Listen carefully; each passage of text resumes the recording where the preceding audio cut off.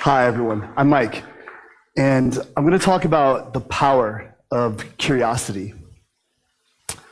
I have a question for you. Have you ever had the experience of laying in bed late at night? Maybe you're reading a book or checking your phone, and suddenly you hear a strange noise. And you might feel apprehensive or maybe even afraid, but you probably got up to check out what it was anyway. And then maybe you found out it was your cat or the wind or your upstairs neighbor. But why did you get up even though you were afraid? I have another question. Have you ever had the experience of looking up at the night sky and asking yourself, what's out there? Most of us have probably had that experience. But why? The answer is curiosity. It's what compels us to explore the unknown, to try new things, and to learn more. Curiosity is part of our lives since early in life. It's actually one of our original driving forces. But why is curiosity so important? So in 2020, Johns Hopkins University conducted a first-of-its-kind longitudinal study on a group of babies over a 6-month period, from the time they were 11 months old until they were 17 months old. They found that more curious babies became more curious toddlers. That's not surprising. But as they continued to follow this group of babies over the months and years, they found that the most curious babies demonstrated substantially increased learning potential throughout their childhood. That is something that's worth thinking about. But something happens to us when we get older. Our lives become busy, our responsibilities take precedence, and we lose our childlike sense of wonder. But I don't think we ever really lose it. I've never lost my sense of curiosity. And in fact, it's been one of the cornerstones of my life, and it's taken me to places that I really never imagined that I would go. And I'll share some of that with you. Oh, wrong one, sorry. Here's the infamous Area 51. You may have heard of it. Some people think that's where they're keeping the UFOs and aliens. I didn't see any of that, but I did see some very strange things out there. Death Valley. Why do they call it Death Valley? This is the lowest and hottest place in North America. I was crazy enough to be curious about this place in the middle of summer. I took a trip out there in July when the temperature was more than 50 degrees. This plate that you can see me holding up is actually salt. There was once a sea at the bottom of this valley, and all the water is evaporated, but thick plates of salt remain. This is pretty amazing. This is a fight night in Philadelphia. Now, I was not the fighter.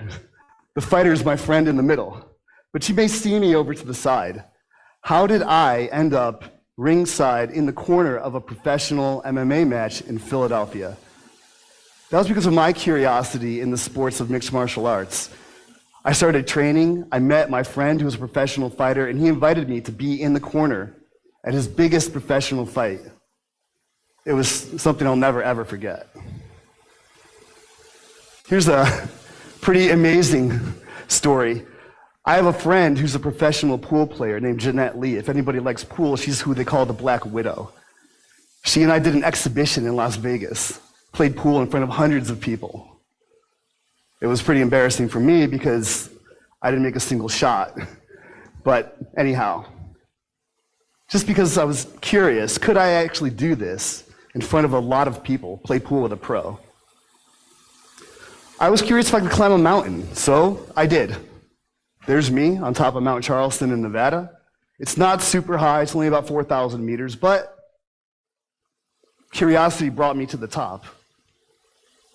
I was really curious about flight at one point in my life, and I thought, could I fly a plane? So I got my private pilot's license. If anybody's into aircraft, this is a DA-20 Katana.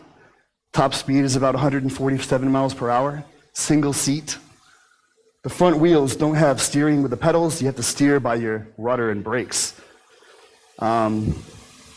It's pretty amazing to be up there in the sky. This is something for all the people who are curious about space. This is a place in New Mexico called the VLA. It's an array of 17 radio telescopes shaped like a V. I was curious about this place. And amazingly, in America, you can just drive there. It's in the middle of nowhere, but there's no fences or walls or protection of any kind.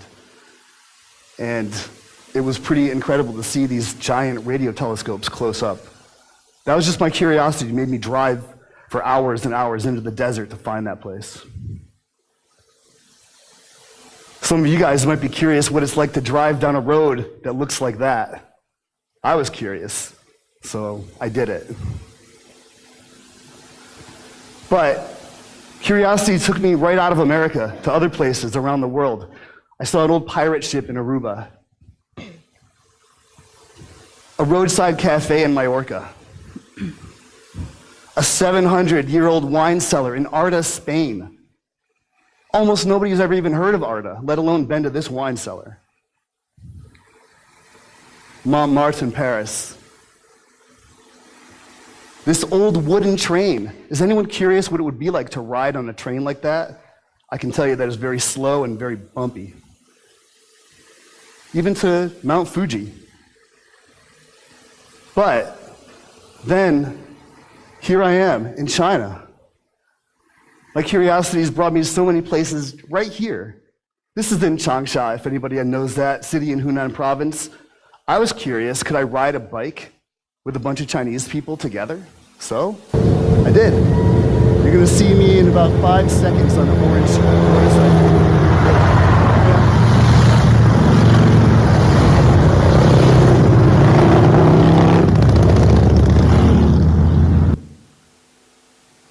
Only the real country people will know about this. This is pond fishing.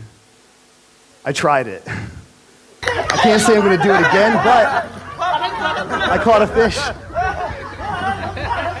I was so surprised.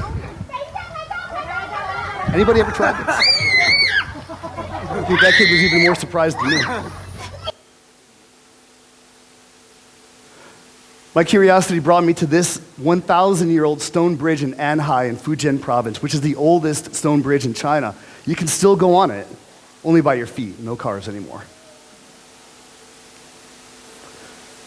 I even flew in China, not by myself in an airplane, but this is in Shangtan. There's me, flying over the Shangtan River.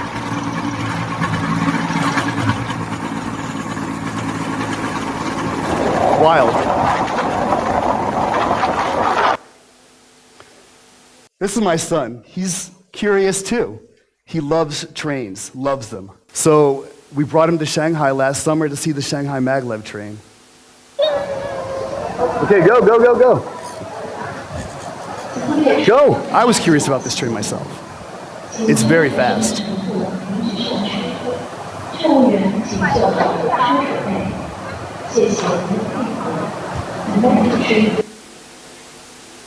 My curiosity brought me to an island off the coast of Xiamen called Kulangsu in the local language, or Gulangyu in standard Mandarin.